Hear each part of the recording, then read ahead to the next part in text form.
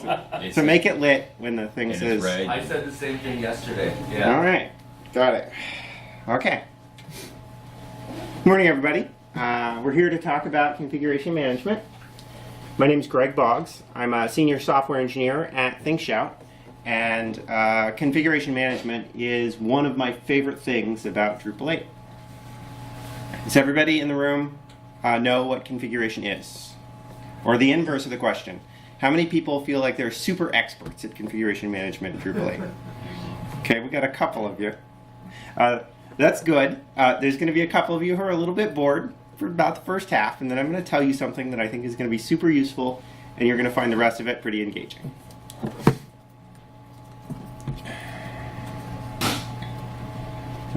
Just a little bit about me before I get started. I run the local Drupal user group here in Portland. If you are a Portland developer or you're in Portland, you should totally come to our user group. We usually get about 15 or 16 Drupalists, and we get a speaker pretty much every month. Pizzas, beers, we talk Drupal, and it's a good time. You should come. All right, configuration management. So the basic outline for today, I'm going to go into a little bit of an intro for what configuration is, how it works, mostly how it works, because the how it works is the crux of the talk today. Because I've changed how it works, and I want all of you to start using the software that I wrote so that you can do it the same way that I do. And a lot of people think I'm wrong, so I'm going to convince you that I'm right today, I hope. We're going to go into this drawbacks for configuration management. This beautiful system that comes with Core, lots of very brilliant programmers worked on it for a very long time, but it still has a few drawbacks. And some of those I've fixed and some of those I haven't. We're gonna talk about those so that you kind of get an understanding of where Drupal 8 is and where it could go in the future. We're going to define the goals of the things that we really want configuration management to do in Drupal. We're going to talk through our workflow options to get us there, and I'm going to tell you my answer.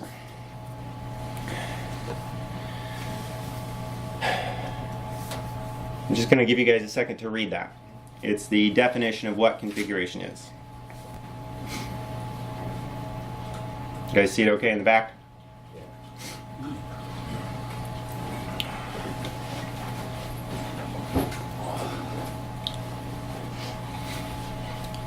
So in Drupal, we've got a couple of types of content. And we use some specific language to separate them out into different categories of things based on how they work. Not what they do so much, mostly how they work. The big one that almost everyone is familiar with is what we call content. Essentially, that's a node or a content type. That's something your site editor will go in and they'll hit add content and they'll make a blog post or a landing page or whatever it is. It's very straightforward. Second type of data in Drupal, the one that we're talking about today, is configuration. Configuration is not content. It is settings that control how your site behaves and what it does. It's almost always edited by developers when building Drupal sites, and then taken over by content editors who edit it without realizing that they're changing the configuration system in Drupal.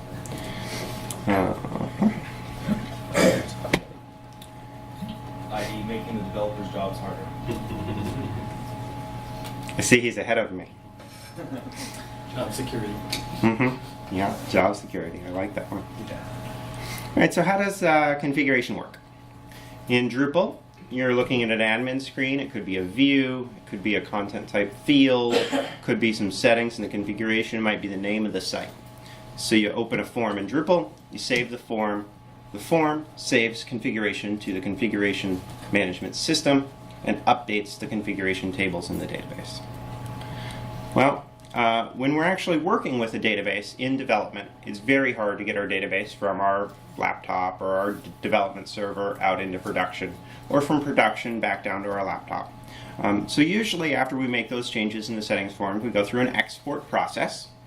Once we've exported the process, most professional developers and amateur developers now use version control. The most popular one is Git. A lot of people use GitHub or GitLab, or there's several popular ones, but the basic idea is you've got a piece of software that keeps track of every single change that you make, of every version of every file that you change. So not just the current versions, but all of the changes over time.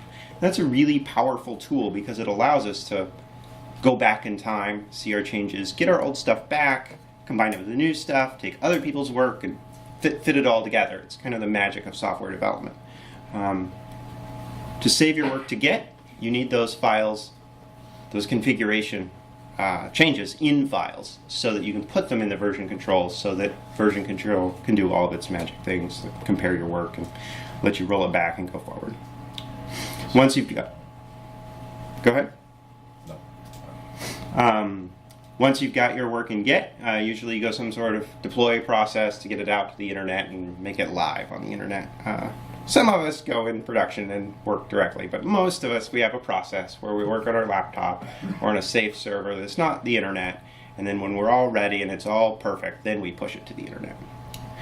There's one caveat in Drupal 8. If you've got multiple copies of a Drupal site that are all kind of different Drupal sites, because you've got one on your laptop and one in production, if the sites are not exactly the same database, you cannot share the configuration between them.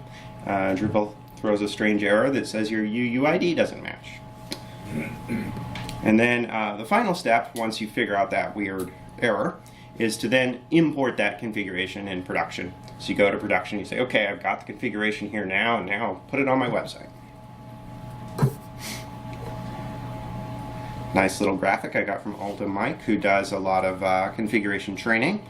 He teaches people this process, which most of us do by hand, and learning the process, if Mike teaches you, it takes about an hour. Really learning it, beyond what Mike has got you to memorize, takes quite a long time.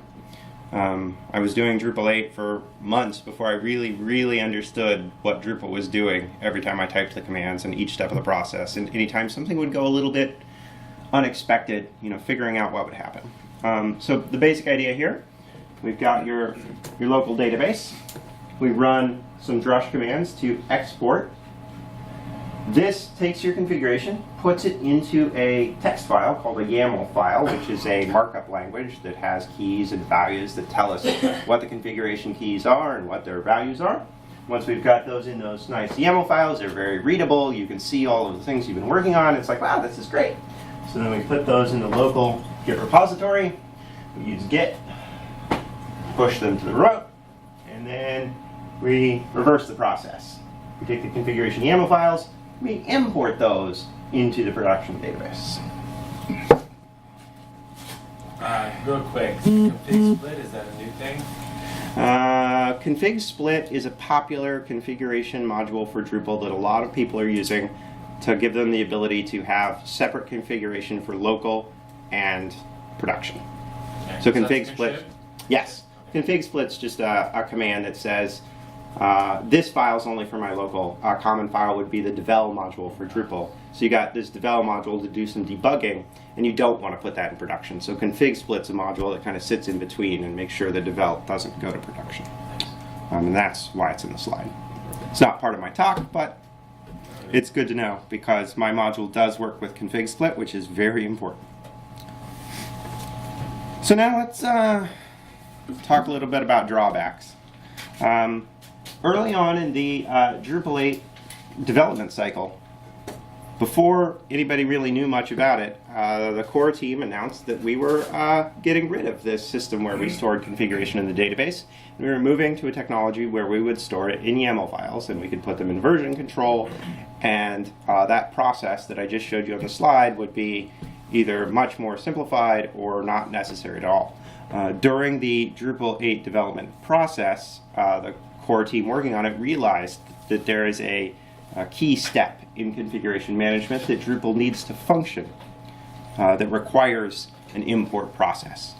In other systems, other CMSs, other simplified systems, or complex systems, but other systems that use configuration, they don't work like Drupal works. And the reason they don't work like Drupal works is because in another system like WordPress or a lot of the Java frameworks, you cannot edit your database with configuration. So you get your database and it's got tables with very specific schemas in what the columns are and what the size of those columns are and what the table names are. In Drupal, if you give it a config file, it will read that config file and go, oh wow, you need some database tables for this. We'll automatically create those database tables to match your configuration. If your configuration edits or is deleted, it will then edit the database, delete it. It's a really powerful piece of software that does that. The difficulty there is that is on the import step of configuration. So in that slide where we were going from the database to the files, that's where that magic happens, from the files to the database. So without that import step, we're missing that piece that's kind of building your schema and keeping your database up to date, kind of making your database for you, which is a core concept of Drupal going back Drupal 4, Drupal 5. It's been working that way.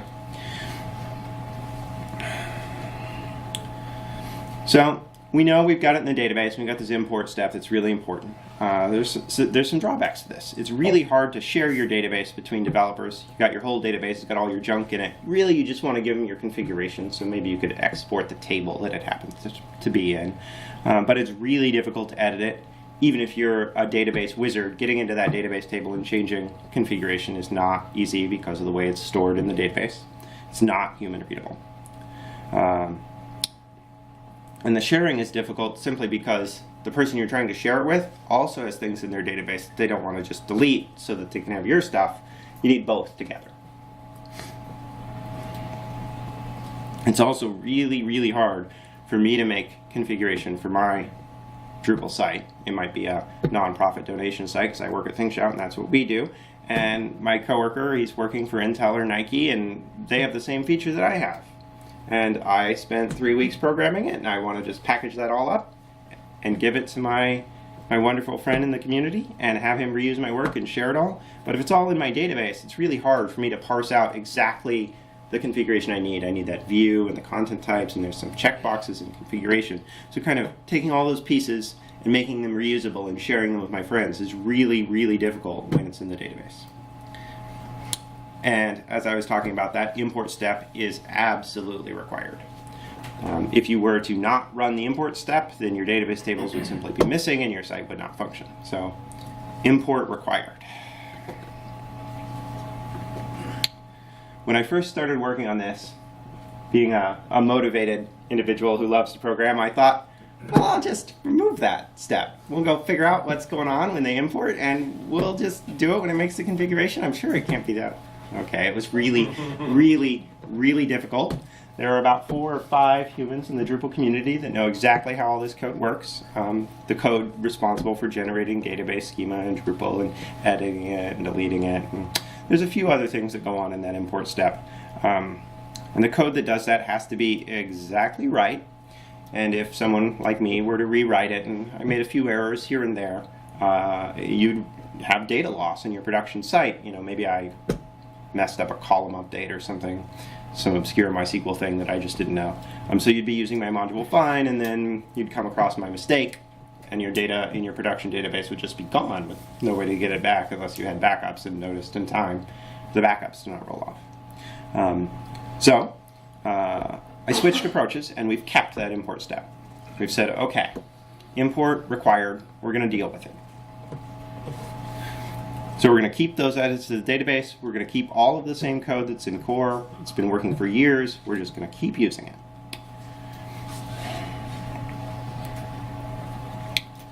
So what's the goal here? What am I trying to do? I'm trying to automate configuration. Well, we've got all these steps where you have to type drush commands and do various things to get your work to production. So we want to keep our configuration in code. Absolutely. We hate it when it's in the database. We can't read it. We can't share it. It's hard to edit it.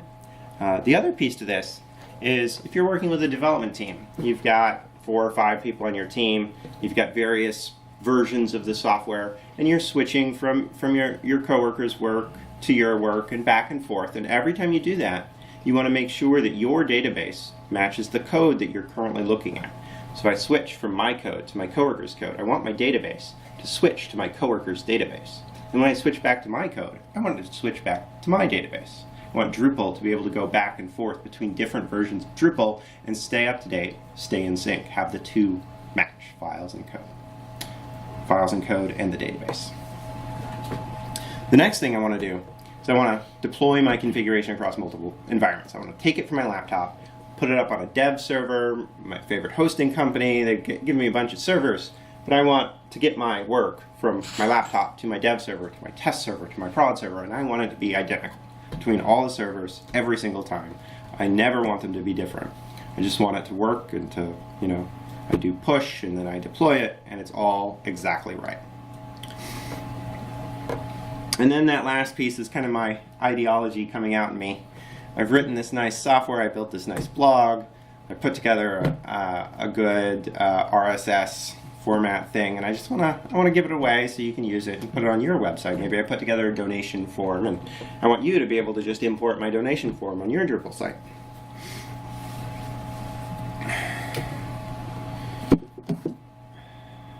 I am talking really fast this morning. How's everybody feeling so far? You feeling a little comfortable about what configuration is and kind of how it works when you're building Drupal sites? Yeah. Great. All right, so we've got 3 options for how to do this. Drupal core comes with a user interface. It's called configuration synchronization. You hit admin config, configuration synchronization. It's down there on the left, and you get this complex interface that's going to show you if you've got configuration in files in the database and kind of where things are at, if your files are different, if your database is different. You've got import to do. It's a pretty complex interface. It does come in handy if something were to break or you take over somebody else's website. It allows you to sort of get to those goals we were talking about. It has a few problems. I just said that I wanted them to always be the same. If I'm using, I always want each version of my site to be the same. And if I'm using some sort of web interface to edit the sites and make them the same, I'm doing that manually by hand, what are the odds that I'm going to miss a button or not hit the checkbox or forget to hit the export step when I change something and then I push everything up and I've lost it because I forgot to press the buttons. So then early on in the Drupal cycle, the Drush team realized that this is a major pain point that they needed to solve, and they did. So the Drush team came up with a Drush command, 2 commands actually, one for import, one for export. The basic idea is that Drush handles this because then you're not using a UI, you're less likely to make a mistake. You type a single command, you type it every time, you get the job done. The third answer, my answer, is called configsweet. Configsweet does everything for you, which is very different than the first 2 options. The Drupal 8 UI. Does anybody need to see a demo of how it works? Totally.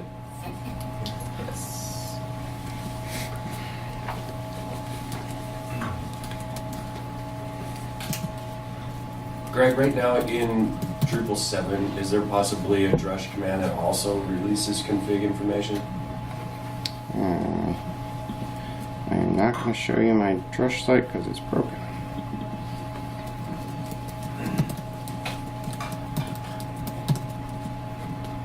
I've got lots of these sites, so I'll just find one that works, I think. What was the question again? I'm just going to try to pull up the UI for Drupal 8. I have a lot of broken Drupal 8 sites is what I have. I don't think anything exists in Drupal 7. There's the features module. Yeah, I mean, there's features, obviously. Does anybody want to tell the room what features is while I get this to work? Features is the Drupal 7 way of doing all this stuff.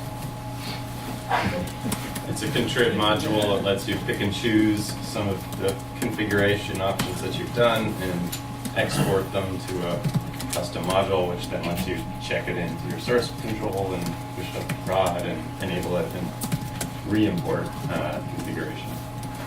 So a lot like when Drupal 8 doesn't config, but It's more module based Gotcha. versus YAML based, which is the idea. Cool. Okay, I have a lot of broken Drupal 8 sites, so I'm not going to demo the UI. Is that a config problem, you think? Probably, yeah, no. Essentially, when I demo the UI, I open the UI, we all realize it's terrible, and then we admit that we never use the thing. And it's not that it's bad software, it's that it's a very complex problem. So you're trying to figure out what configuration is in your database and what's in your files and what the differences are and which ones you want to update and which ones you want to import and which ones you want to export. It's very complex UI. And of course, the one person, that's a good friend of mine, wants to see it.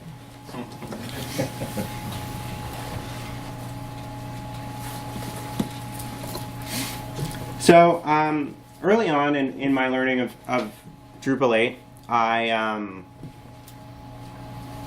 I thought, well, I'll just go find the smart people in Drupal. I'm sure they're just writing a ton of software or tools or tooling or server stuff or something to make this all good and easy and straightforward.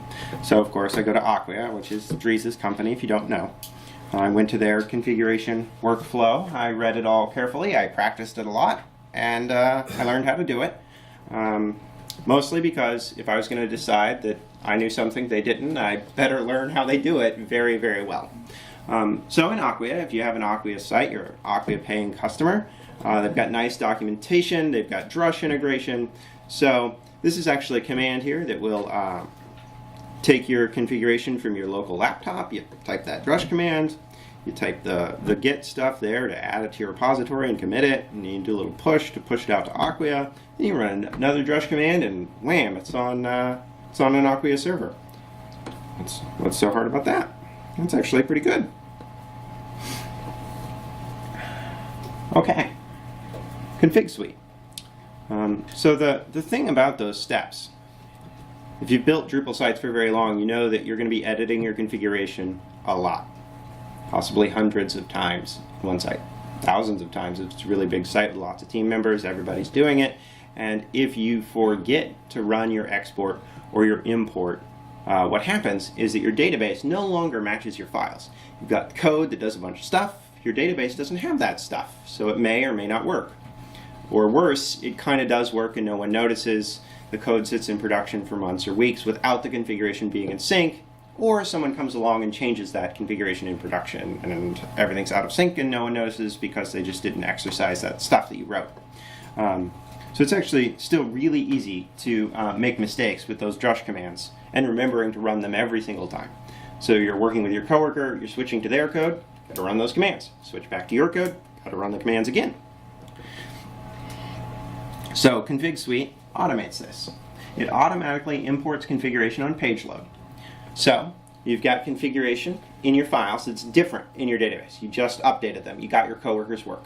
As soon as you load the page in Drupal, Drupal is going to check that folder with configsweet, see that there are pending changes that it doesn't have, and it's going to import those for you. It's going to synchronize your import folder to your database. What about the other way?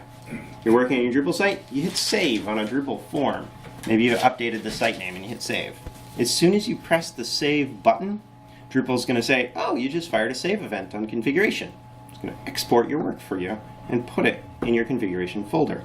So then when you go to your command line and look at it with get, it's going to have a pending configuration change and you just do get push and it's all saved. If you work on a site for hours or days and you're just kind of clicking away by yourself, at the end of that, you're going to look at your files that you've been coding, and all of the things that you've been clicking throughout the entire day have already been exported for you, and they're just waiting for you in your file system for you to commit and push to share with your coworkers. So what this does is it makes it easier for you to share your configuration between sites. But there was a little hitch that I mentioned early on, the UUID error. So I'm working on a site, you're working on a site, they're different Drupal sites. Drupal 8 core is not going to let you share that configuration. It's going to say you can't do that. So I just fixed it. It was actually really easy. It took me a long time to figure out, and I found the one line of magic code, and then it just works.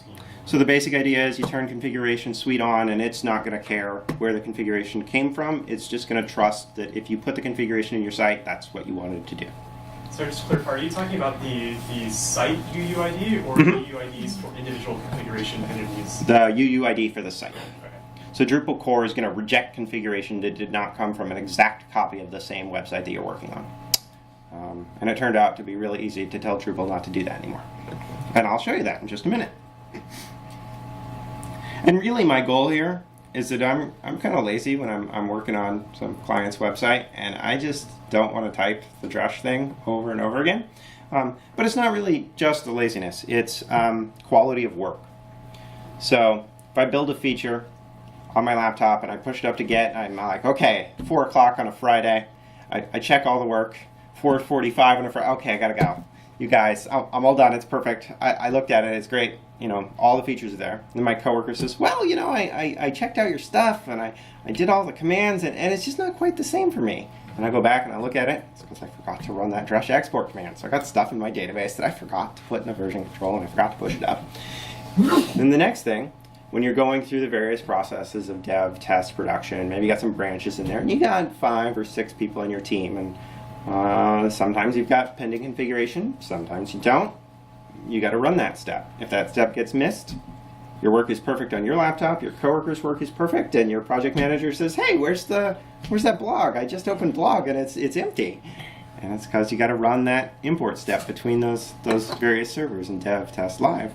And you got to run those when you deploy to production. So literally production is broken until you get that configuration import done.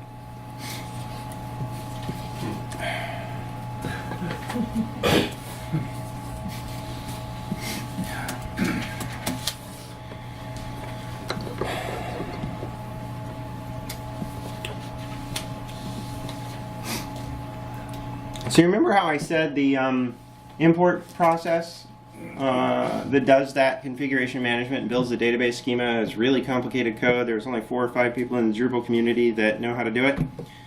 This is the code that exports configuration automatically. It's not too bad, right? Yeah.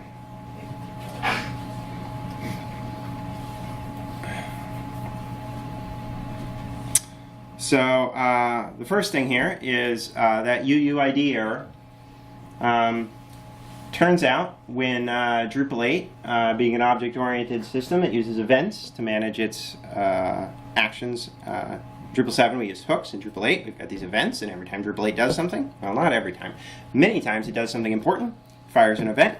So you just listen for your event. So I listen for on configuration import validate site UUID, and I say just don't do that. And that's it. So once I do that, Drupal will go to validate the site UUID and stop because my event listener here in configsweet told it to just don't worry about that one. In theory, if you were to take the configuration from Whole Foods website and try to import that into your small blog, the configuration management system might not be able to build your database exactly like Whole Foods. So, you know, you do have to know this configuration you're putting in your website and that you want it. You can't just magically change an entire website, although the system's very powerful. So I would be not at all surprised if you grabbed somebody else's entire Drupal 8 site configuration and imported it and got a very similar version of their site.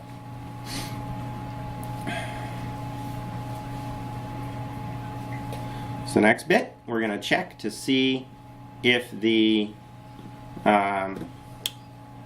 config is turned on, because you can turn it off or on. You don't want it to automatically do stuff. You just hit a little checkbox that stops doing it. So we're just going to load up our active storage and our sync storage. We're going to I skipped the important step. So I was talking about the event system. Every time you click that submit button in Drupal 8, it's going to fire an on config save. And that's how Drupal knows that you just saved configuration. So I said, oh, wow, that's actually really straightforward. So you hit save. So on config save, I just get the configuration you just saved. I get its name, and I write the configuration to the sync folder. And then there's this interesting thing called collections. And so I have to go through and write them to the collections. And that's it.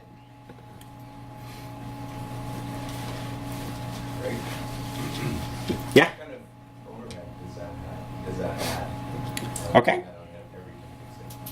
Well, the important thing here is that this code is only running when you are editing the configuration of your Drupal site.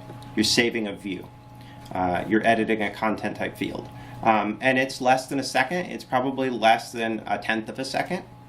There is a very slight delay because it's taking that configuration in the database and it's moving it to the file system. The interesting thing is, if you're a Drupal developer doing this all the time, the way that Drush does this is it throws away all of your configuration files, deletes the entire folder, and then it exports the entire configuration table out of the database every single time you type Drush export. Throws it away and starts over. That's very slow. You can like literally sit there and watch it not work, and you're like, oh, it must be doing a lot of stuff. Well, it is. So in ConfigSuite, we're just writing that one change that you just made. So we are doing a file write. It does take a very small amount of time, but you don't even notice it when you're building the site.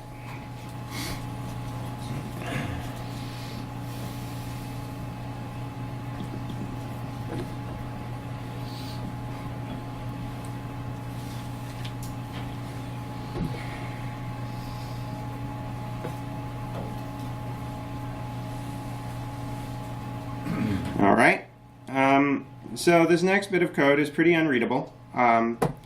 If you're not familiar with Drupal 8, what we're looking at here is the import code. So it's the opposite. The file system has just changed because we just changed our input files, and now we've loaded the Drupal page.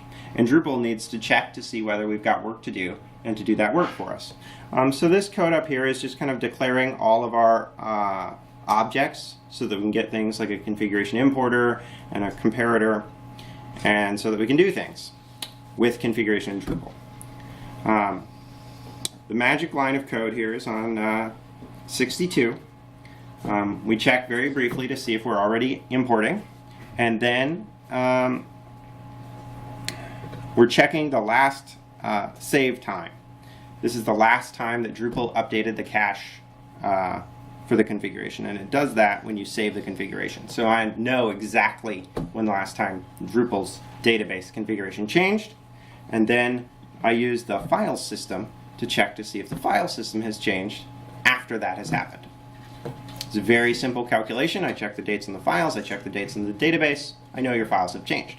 If your files have changed, I import your files. This is a more expensive step. This does not happen in 100ths of a second, but this only happens if you, the developer, modify your import files. You've just deployed code to production and changed to production. You've just deployed code to your dev server, and Drupal's got import work to do. And this would be the point where you would manually run those drush commands. You type them yourselves, and drush would do the process for you.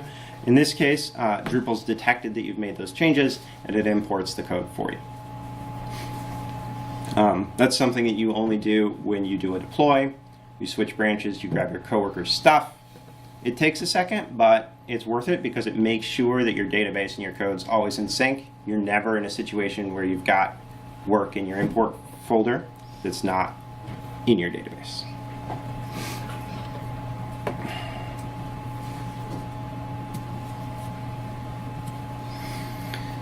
So, there are some drawbacks to this process. Mainly, if you work with some very astute coworkers who are very good programmers and very good with version control, one of the things that we have trained ourselves to do in Drupal 7 with features is that configuration systems are not always perfect. So we check them manually. Human beings, we go and we look at the import, and we look at what's about to get imported, and we say, is that the correct configuration? We read each change one at a time and confirm that they're correct. If I'm doing this automatically, you cannot do that on the import step. What that means is, before you deploy code, you have to check the code before you deploy it. Is exactly how we edit our PHP in files. Before you push code to production, you check to make sure it works. It's the same idea with configuration. You check your import configuration to make sure it's correct before you deploy it to production, rather than checking it as you're doing the import to production with some sort of comparison tool.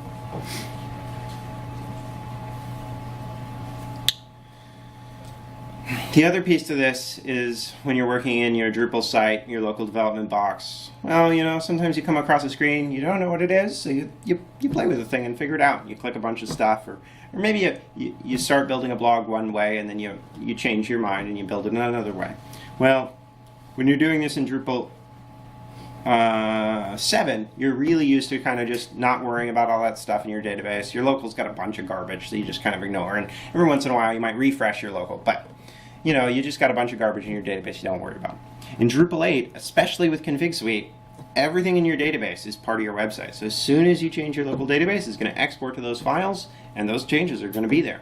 So what that means is, if you don't want your work, the things that you've been editing in your database, you have to use version control or whatever system you're using to work on your code, and you have to delete those files, or you say, actually, get rid of those changes. I didn't mean to make those. That's actually a much better workflow, especially if you can use version control, because as soon as you go and look at your files that you're about to push, you're going to see all these config changes, and you're going to be like, what are those? Why are those there? I didn't make those files. Well, you did, because every time you hit save, Drupal was paying attention and exporting for you.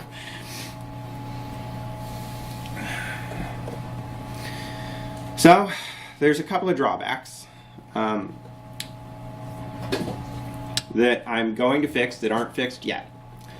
And if you would like this system to be bulletproof, I encourage you to jump in and help me.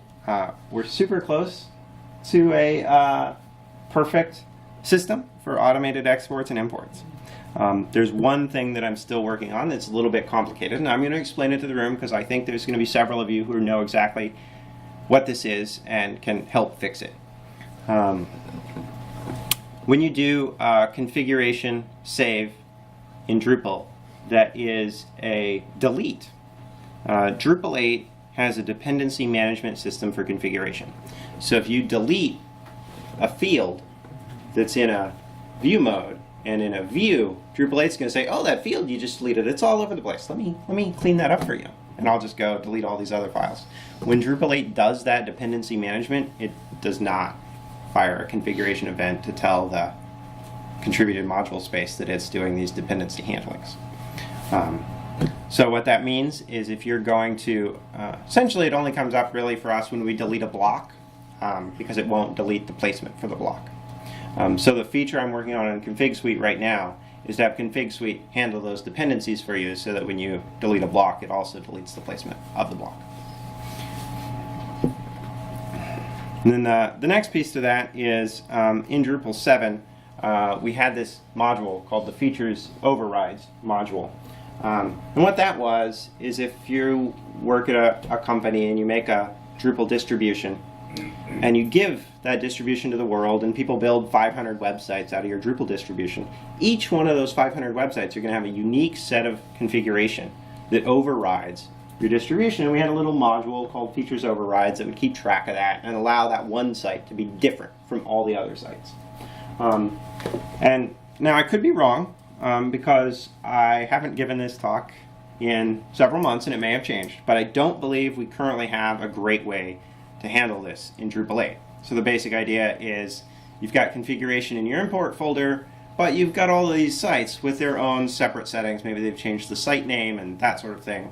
So if you've got this automated tool automatically importing your distribution's configuration, you will overwrite their individual modifications when you give them updates to your system. I think that's config split. Maybe? Yeah, config split's still the way to do it. Yeah. So the idea being you would config split all of the configuration from your distribution so that it wouldn't import into the site at all? I don't know. The other way around. Yeah, I mean, you have a split per site.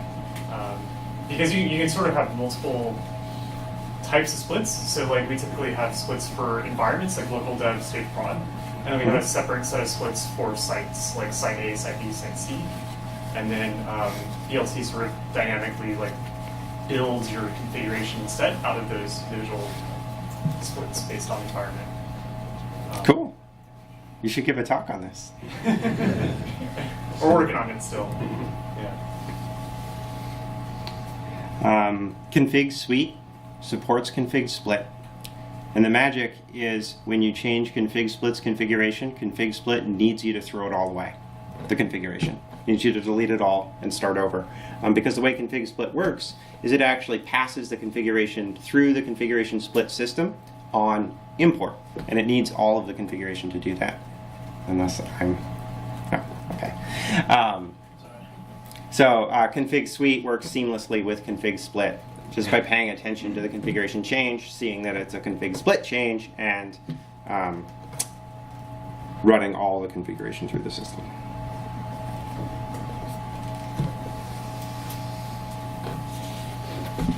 So nobody ever edits views on production, but if they were to edit a view on production, Uh-huh.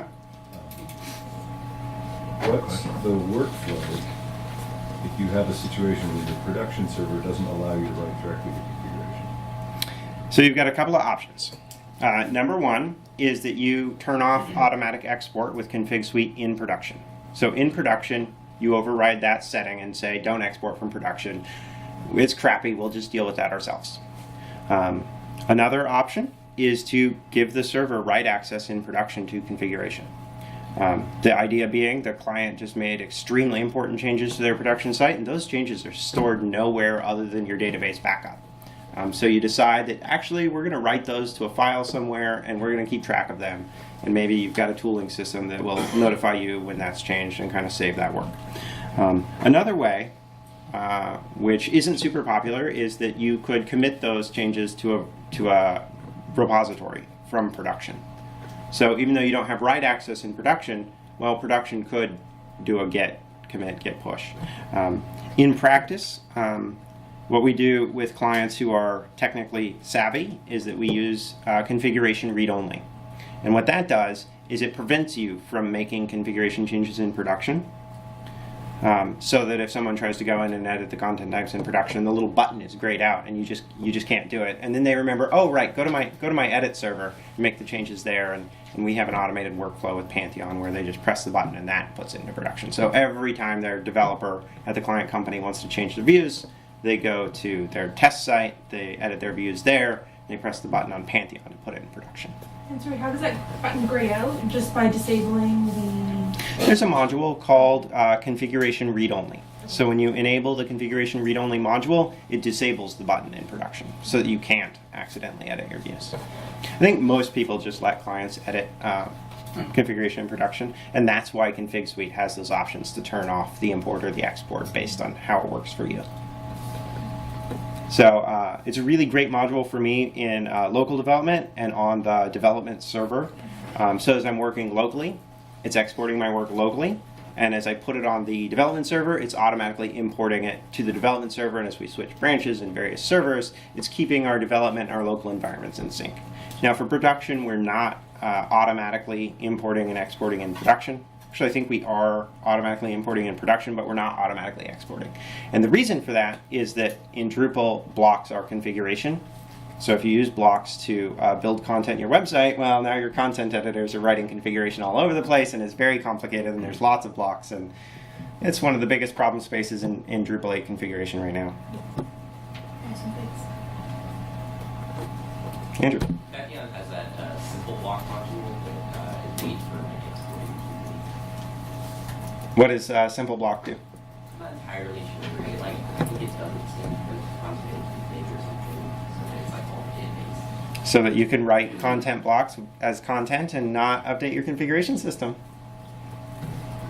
That'd be a really great feature for us to start using. The one reason why Drupal developers like to use blocks for stuff is because it is in the configuration system. So if you make a bunch of content in your block and you need to get it to production, you just commit your config and push it. And then the drawback is that when editors are changing blocks on their website, they're doing the same thing and updating their production configuration just to change the content of a block. Does that config read-only module prevent that block config issue? It does, yeah. And then your client's going to say, "Hey, the button's broken. You fix the button. I can't save the block." I would say there's a bug already for that. We'll get to it. No, you say you go to your edit server and make your edits in the workflow. Yeah. Tell them that's the work. Yeah. Working on that, On the new bug, right? Is the edit server model, are you saying that's like something that's refreshed regularly from production, so it's clone? Or If you're using a software as a service provider like WP Engine or Pantheon or Aqua, they're going to give an end user the button to deploy from test to live. So you let them, or dev to live. So you let them edit in dev, and those changes can write to the file system if you use FTP mode, and then they can press the dashboard buttons with their provider to deploy to production. It could be a workflow question, but if I manually edit a YAML file and then make a change through the UI, does configsweet report any kind of conflict between the physical file and the UI? No, and neither does Drush for that matter. Drush is just going to delete your work in the file Yeah, and replace it right. with the database. Yeah. Okay. But if you're using configsweet and you edit that file manually, change the site name, whatever you have to fix, and refresh the page in Drupal, configsweet's going to import your work into Drupal automatically and keep it in sync. Problem solved. So if you're editing your import configuration directly and you don't want that in your database and you've got configsweet on, well, too late. Gotcha. Okay. So I want to go back to one of the things you pointed out about when you're making a lot of changes, you don't want all of them necessarily, right? And it's writing all of that. So I often work with folks who are very good at building out, site building kind of stuff, right? Like creating content types and views, but they're not necessarily super methodical about tracking which changes they wanted to keep and which ones they didn't. And with Drupal 7 and features, that's solved by we sit down together and kind of figure out, all right, this is included, this is included, this is included, and we just add the things that we want, and all the things that we didn't want never get saved, right? How does configsweet and Drupal 8, do you have any recommendations for how to do that without also including 24 changes they made that we don't want? Mm-hmm. And my recommendation for this is a pull request. So I use GitHub at work, and we use GitHub to manage our work. So we deploy our work. A junior developer might work on a blog, and they'll get all the blog done, and they'll be pushing their work to Git. And I know they've got configsweet on, so every time they're hitting save in Drupal, I'm getting their files, and they push, and I get them in GitHub, and then they open that pull request, and then they assign it to me. And I'm going to look at that pull request, and I'm going to see on GitHub everything they've edited in their database, every single thing they've clicked on the entire time they worked on it, against what's in production, and I use GitHub. And you reading the YAML files, that they're readable enough for you Super to say, readable. Yep, nope. Exactly that. Okay. In Drupal 7 and features, oh wow, doing that you have to be a really amazing human being. With YAML files, it's very straightforward. It's like, oh, site name : and it changes. And you're like, I don't think you meant to change the site name. And so then we just follow up, and they either fix the configuration, or I use Git to delete the changes I don't want, and I accept the pull request. Thanks. So if you do a manual change to a config file, and then you go back in and make a config change in the site and you haven't refreshed, it's going to compare the config file. That modification date is going to be later, and it's going to disregard the config change to the UI? First of all, the Drupal core team does not recommend editing your configuration directly in files. I do it all the time. So if you're a really good programmer and you're good at checking your work and typing it correctly, it does work. But if you make a typo when importing your configuration, you're going to break your Drupal site. So like if you missed a colon or something, you're just going to break the configuration in your website. So what we're getting at here is you're working in your files and you're working in your database, and what happens if you lose your work. So the trick is, if you've got configsweet on, you edit that file, configsweet's automatically going to update your database. On page load. On page load. On page load, but I'm saying if you are stupid and you edit your file and you don't do a page load, and then you have your config interface open and you make a config change there, you haven't imported the manual change. That's correct. So if you had like your view edit screen open and unsaved, and you edited the file at the same time, save the file, and then save the view export. At that point in time, any changes you made through the UI aren't going to be written back because the file is newer than... No, the export from Drupal will win. So as soon as you hit save in Drupal, it will update the files again. Your file edit will be there, and then Drupal's file edit will be there, replacing yours. It's a little bit complicated. It doesn't really come up that often, because to have that happen, you literally have to have like the view edit screen open and edit the files at the same time without loading a page in Drupal. It's really good at protecting you from exactly this problem. If you're not using configsweet, that happens all the time because you forgot to run your import. So you got all this code and you didn't import it, and you worked for a little bit, and then you're like, oh wait, no, I didn't do the import, and now you've got your work, which you can't export, because if you export it, you'll lose your import change. So that happens all the time when you're doing it manually. When you're doing it automatically, the only way it can happen is if you have both open at the same time and you're like kind of going wild, I guess you would say. Do you have any advice for managing where merge conflicts when you've got a bunch of different developers working on similar areas of the configuration system. Yeah, All exporting they're everything not paying me automatically. for saying this, but they should. I use phpstorm. So in phpstorm, it comes with a tool for managing merge conflicts. The basic idea is my coworker's got some work and I've got some work and there's some work in the middle, and you use the interface in phpstorm. It is a difficult thing to learn. It's something that a programmer can learn, or someone who wants to become a programmer can teach themselves how to do, and use the interface to have your left changes and your right changes, and it will give you arrows for kind of take the one on the left, take the one on the right, here's what I got in the middle. It's one of the most complex things in software development, but having your configuration in very straightforward YAML files makes that process easier than it's ever been in Drupal. Have you done that for views or other really complicated? Yeah, that's Yeah. practical. Or It is, yeah. Practical. Okay. For it to come up with a problem with a view, your coworker has to edit the exact same view you did and make different changes to the same view. And if that's happened, that's a complex workflow issue because they've made one view out of your view and you've made a different view, and you need to get them together. So you got a couple of options. You could use phpstorm to kind of figure out, oh, they changed the label on the button and I changed the sorting, and we'll merge those up. The other option is, well, we'll just take mine and then I'll put my coworker's changes in there myself because I don't want to use version control, and that works too. Another option is to go to your coworker and say, oh my God, we're working on the same view. What happened there? How are you working on the blog and I'm working on the blog? So we use a board, a ticket system to keep track of what we're working on. And when I start a ticket and I'm working with 2 or 3 developers, I move it to the board that says in progress, so that when my coworker goes and loads the board, they see that I'm working on the blog ticket and they know I'm working on the blog view.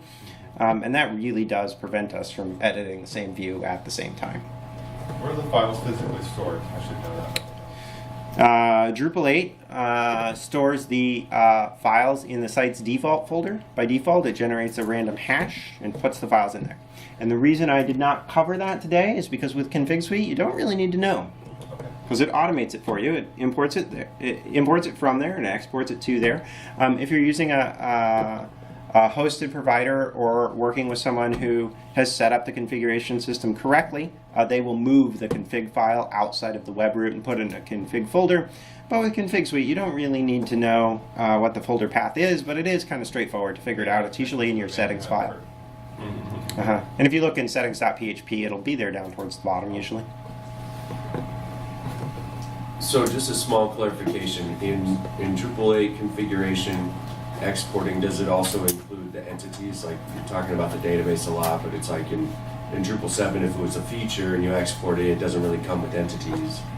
So you're really just getting content types and views and whatnot. It will import the settings, import and export the settings for your entities. It will not give you the content of those entities. So like if you created a custom entity for registration, it'll have all of the settings for the registration entity, but it would not have the individual registrations, because those registrations would be content rows in the content table of the database outside of the configuration system. It's kind of one of the complexities in the difference between config and content.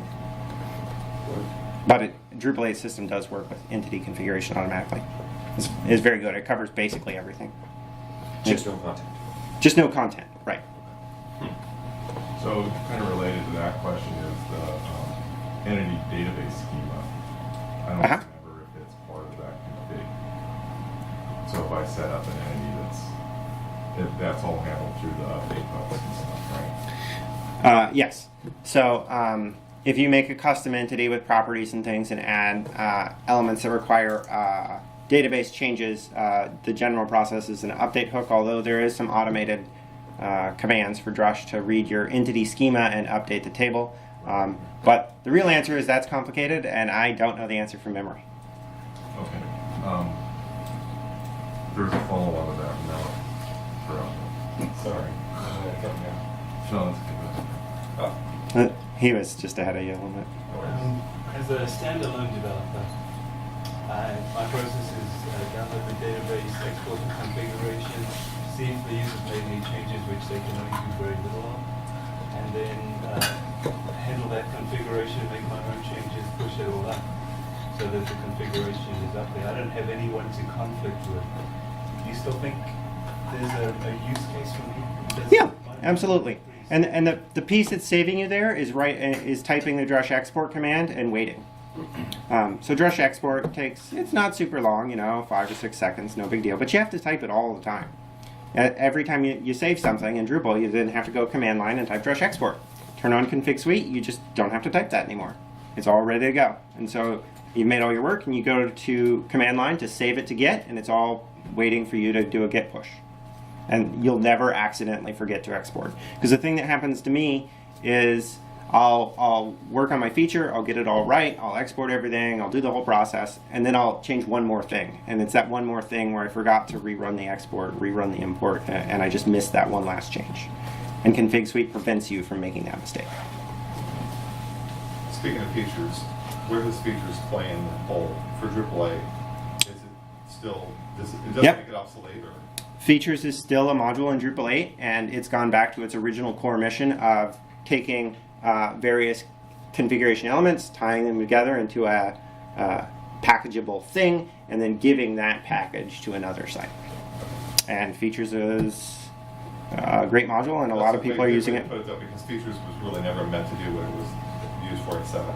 That's correct, yeah. Got it. So now in Drupal 8 it doesn't do that part anymore, it just does the bundling and exporting.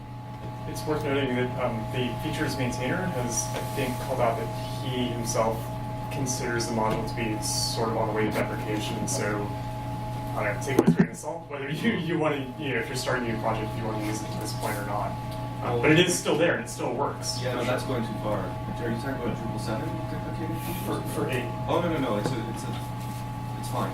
Oh, really? Oh, okay. You can use Yeah, it's all right. and it'll continue to get better and maintained. And, yeah. No, if you read his blog post, it's Mike Potter. Yeah. If you read his blog post, he said it's now time to move away from features because of all these other systems that are in place. So he does make that case. In my experience, he doesn't have really a great alternative. This is, I think, what we're looking for more than what he's suggesting.